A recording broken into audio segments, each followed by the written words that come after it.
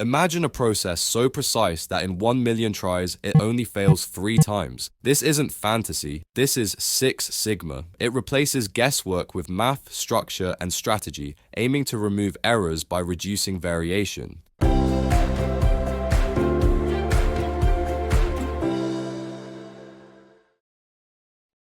Here is how a Six Sigma process works, visually. This green curve shows the spread of all possible outcomes. Right in the center is the average. That means the process is doing exactly what it is supposed to. Most results fall close to the center. About 68% stay within 1 sigma. Stretch that out to 2 sigmas and you cover 95% of everything the process does. At 3 sigmas, you have 99.7%. Sounds great, right? But here is the problem. Even with 99.7% inside, that still means thousands of defects per million opportunities because of what is hiding way out here. Six Sigma takes it way further. It pushes the acceptable range out to 6 sigmas on both sides. At this level, only 3.4 defects per million are expected to escape.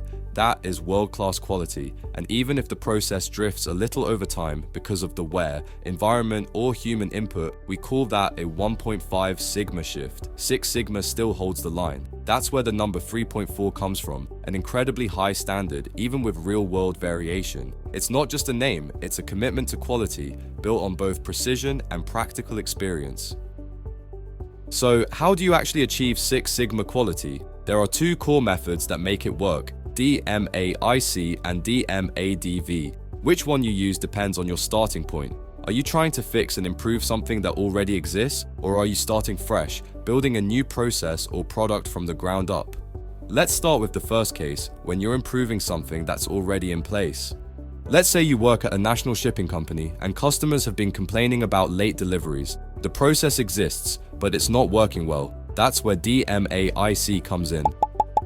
The first step is define. Here, you get crystal clear on the problem. Not just we have late deliveries, you define how often, how late, and how it's impacting the customer. You also define your goal. Maybe it's to reduce late deliveries by 50% over the next 3 months. This step aligns everyone on what success looks like.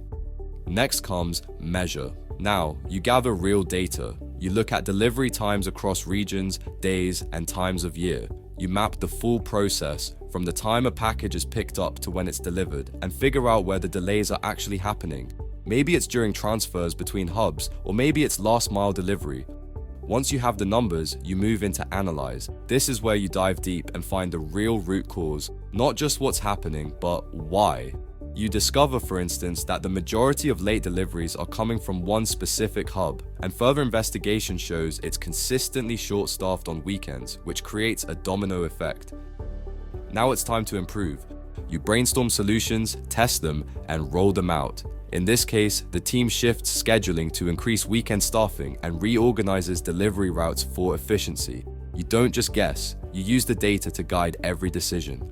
Finally, you control. Improvements are great, but they have to last. So, you build a dashboard to monitor delivery times weekly, assign ownership to local managers, and create a response plan in case delays creep back in. The goal is to make sure the problem stays solved.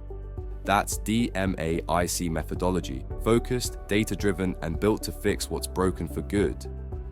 Now let's move to DMADV, so building a process, right from the start. Imagine your company is expanding. You're creating a brand new express delivery service designed specifically for high-value, time-sensitive shipments. It doesn't exist yet, you're building it from the ground up. You start with define. This time, you're not fixing a problem, you're defining exactly what this new service needs to deliver. The goal might be guaranteed same-day delivery, package tracking updates every 15 minutes, and zero tolerance for lost items. You talk to customers, executives, and stakeholders to shape the vision. Next, you measure. You research the logistics. How fast do competitors deliver? What technology exists for real-time tracking? What are the regulations around transporting high-value goods? You collect all the technical and market data that will guide your design decisions. Then you move into analyze. You break down customer needs into specific, measurable requirements. Maybe customers want flexibility in pickup times or insurance automatically included. You also identify potential failure points like weather disruptions or scanning errors that need to be accounted for in the design. Then comes the creative part. Design. This is where your team maps out the new service. You build early models, create test routes, design the user interface for tracking updates, and even prototype the packaging.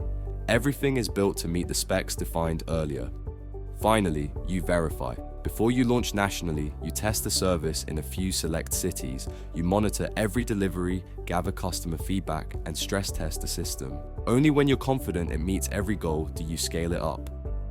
That's DMADV. It's not about fixing, it's about building a new process that works flawlessly from day one.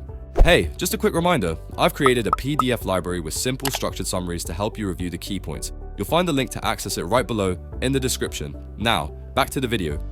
All of that isn't a solo job, it's teamwork. Just like martial arts belts, Six Sigma roles include white, yellow, green, black, and master black belts. From beginners supporting teams to experts leading strategy, everyone plays a part. And today, Six Sigma meets AI. Artificial intelligence accelerates data analysis, helping identify patterns humans might miss. Tools like Dynatrace monitor processes in real time, speeding up the DMAIC cycle and improving outcomes faster than ever before. But the heart of Six Sigma isn't the tools, it's a mindset.